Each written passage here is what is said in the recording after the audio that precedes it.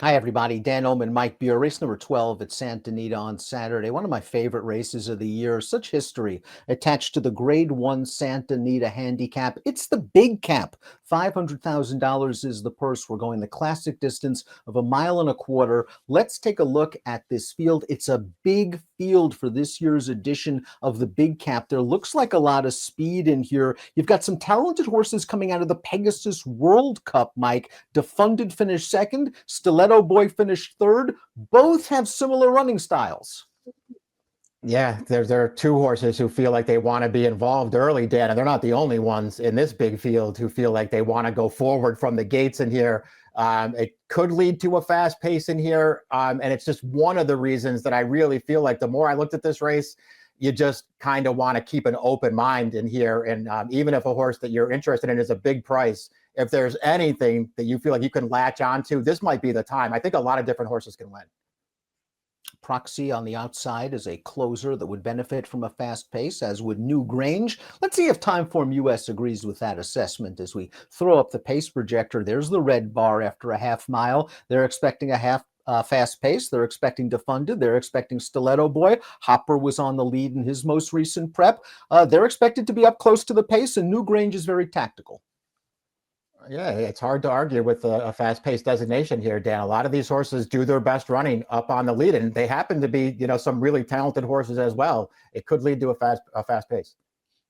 On his very best day, the number one There Goes Harvard can be extremely competitive with these horses. He won the Grade 1 Gold Cup at Santa Anita 3 starts back, going the 1.25 miles with a 100 Beyer speed figure. He then did not pick up his feet in the San Diego. He then went to the layoff. He came back. They ran him on the turf. So he hasn't finished ahead of a horse since winning the Gold Cup at Santa Anita. What do you do with him? You know he gets the right setup. It's a problem that he's finished last in his two most recent starts, Dan. So I guess what you have to do is sort of go through those races and try to figure out if you can make any excuse for those performances, because prior to those last two starts, Dan, he was ultra consistent. I mean, there were really no bad races on his card, save as a maiden when he lost his rider in one of his races. I mean, he showed up and ran every time. I kind of felt like in the San Diego two back, he didn't run well there. I also didn't necessarily love the trip or ride that he got. He just looked pretty fresh to me early, and his rider was trying to take a hold of him in there. And I feel like maybe it just blew up in his face a little bit. This horse sort of gave it up on the backstretch. He didn't run well on turf last time, but it wasn't as bad of a performance, I didn't think. Anyway, he just got tired in the last eighth of a mile or so in that race, and he was off of a really long layoff. This horse improved second off the layoff last year. He's second off the layoff again. He's been effective going from turf to dirt in the past. The distance is no problem for him. He could get a much better trip this time. He's not hard to make a case for. And best of all, he's going to be a great price on the tote. The number 2 is Parnelli, who should offer a little bit of value as well. He gave a much improved performance last time out in the San Pasquale, where he sat right up close to the pace set by favored Hopper, and he wouldn't let Hopper get away. They battled it all the way down to the wire, and they might have set things up for New Grange. It was a good effort for Parnelli, and the good thing about him is he doesn't have to be so aggressive. He can let others do the dirty work this time. Yeah, that's true. And this is a horse who does have, a race or two in his past that would give him a real chance in here if he can get the 10 furlongs. And I think that's a little bit of a question for him. More than anything else, Dan, obviously the race two back, the Native Diver, which comes in between a couple of little layoffs there against some of these horses. He was pretty bad that day. More than anything else, that San Pasquale last time that these three horses are exiting, I don't really know what to do with it. To me, it kind of looked like a bad race, and I don't want to take anything away from the 1, 2, 3 finishers in there. They all ran fine, I guess. I just don't like that race overall, and you got to make decisions somewhere. They're the sort of the three horses I kind of want to stay away from. New Grange was briefly on the Kentucky Derby Trail last year, rolling through the Sham and the Southwest. He has come back okay as an older horse. I think he's finally finding his best stride at these longer distances. Let's watch his win in the San Pasquale over Hopper, over Parnelli, the race Mike was talking about. And Hopper and Parnelli had occupied themselves on the lead. New Grange was sitting just off of them, and he's just going to eventually wear them down. But I can understand what you're saying. It seems like it takes New Grange a lot to get by these horses. Maybe visually not the most impressive race, but three solid horses nonetheless. Yeah, that's true. And you have to like the way that he, came back and got up at the end of that race, Dan. But there was a point around that final turn where it just was like he was going to back up and maybe finish last. Like he wasn't keeping up with the 2, 3 finishers in there. And then all of a sudden he just reappears at the end of the race and wins. To me, it just makes it hard to get behind that performance. But he was off a little bit of a layoff there. He had missed a lot of time after sort of starting out as a pretty good horse, a pretty good 3-year-old last year. So there's obviously a chance that he could, keep getting better and take a step forward here. I think the 1.25 mile will work for him, and I also think he'll get a good trip under Frankie. Stiletto Boy is the number 4. He's a graded stakes winner in Southern California. He won the Californian last spring. Third last time out in the Pegasus World Cup. He was a big price that day. He had to work pretty hard from an outside post to get forwardly placed, and he stayed on well for third. To me, he seems like a need the lead type. I'm pretty sure Kent's going to try to send this horse, but it's hard to imagine him getting away with a horse like Defunded right next door. That's the big problem for him. And listen, I give Mike Smith a lot of respect for that most recent start at Pegasus World Cup, where they drew the outside post, but they had designs on the lead, so they just sent him, and he cleared. He got ahead of Defunded into that first turn and made the lead, and then he did his best with that, and he just wasn't quite good enough. So can he get a different trip this time and be as effective? That seems unlikely to me. And you also have to deal with the fact that they've tried this distance with him in the past in some pretty tough races, and he just doesn't really seem like he wants to go this far. Up next is the number 5, Defunded. He's a very underrated horse trained by Bob Baffert. He beat Country Grammar in a gate-to-wire performance in the Awesome Again. He won the Native Diver very easily. And then in the Pegasus World Cup, he ran just fine again. He was up close to the pace in this race. We turn into the stretch. He's in between horses. You see Stiletto Boy down towards the rail. And Art Collector was just better than these horses on this day. The Pegasus World Cup's already been a very productive race, with the 4th place finisher coming back to upset the Grade 3 Razorback at Oaklawn with a 105 buyer. He's a nice horse. He's going to be close to the pace. Let's see if he can deal with a fast pace and a little extra distance. Yeah, exactly. So there's some things working against him. It's also worth pointing out, Dan, that 4th place finisher that you mentioned came back to win his next start. That horse was trying to close in the Pegasus World Cup, which seemed like almost an impossible thing to do. The 1, 2, 3 finishers were up there all the way on the lead, and nobody really got to them at the end. I don't have some huge knock on Defunded. He's a perfectly good horse. He's run some fast races. Maybe the distance is okay for him. But I don't think he has any kind of edge on this field. The pace is supposed to be fast again. And he's a horse who's probably going to take a little bit of money in here. I don't know. He could win. I'm not betting this horse.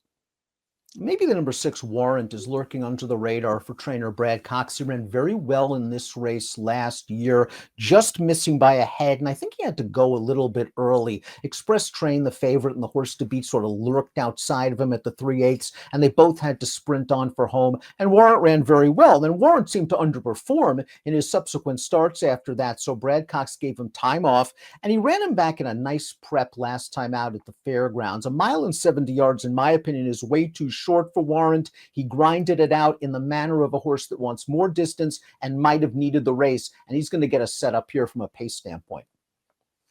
Yeah, I mean, I think that's a fair way to look at this horse, Dan. And he obviously, just based on his effort in this race last year, I think you have to consider him a contender in here. He ran pretty well to just miss to Express Training. Now, he was only second best in that race, but he still ran well.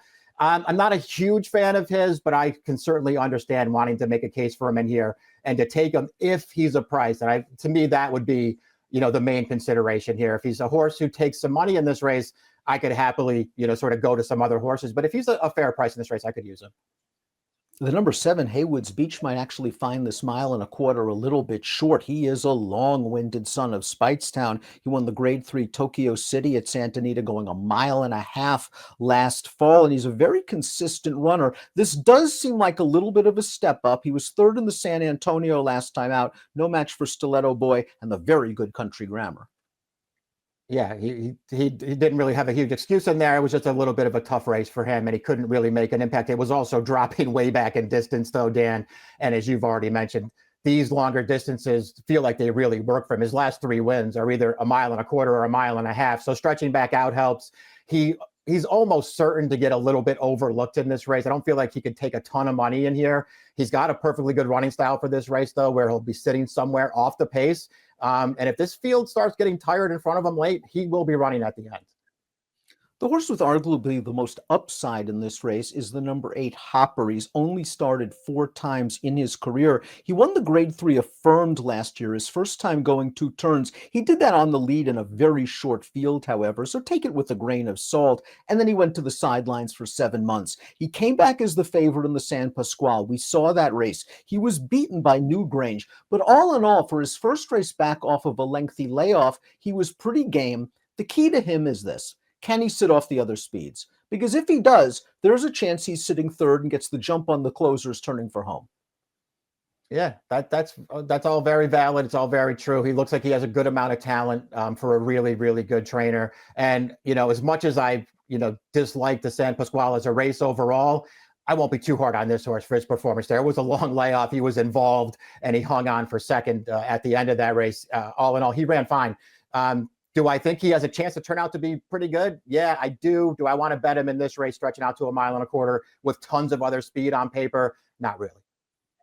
Scarlet Fusion is up next. Distance no problem for this horse, who just won the Grade 3 John B. Connolly on turf, going 1.5 miles. Now, his prior start on dirt was just fine. It was a stakes race at Oaklawn Park, going 1.125 miles. He was wide most of the way after breaking from a far outside post, and he got wired. So maybe he didn't have the best setup in here. He's got to prove it against graded stakes types on the dirt, but he goes out for a sharp trainer, and he's in very good form. Right. He's in good form, shipping all the way across the country off of a graded stakes win on a different surface, but it's still a graded stakes win nonetheless. And he's going to be a price in this race. So I'm not going to, sit here and knock this horse. That I thought it was going to be pretty hard for him to come out on top in this race, but he's going to be a price. And it's just interesting that this is the spot that Sharp picked out for him.